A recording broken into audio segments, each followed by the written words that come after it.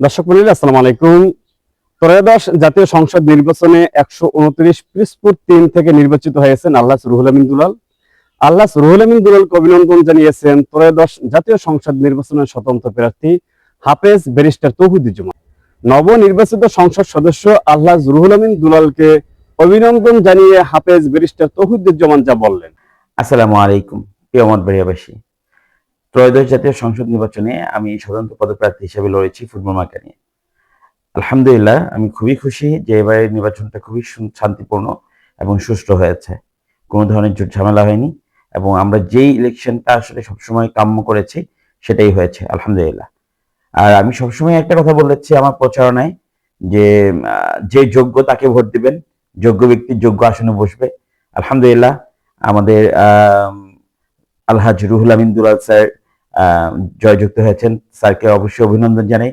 Sir দোয়া রাখবেন আমার জন্য, আপনাদের কনিষ্ঠ সঙ্গী হিসেবে। আর অবশ্যই স্যারের জন্য দোয়া করি।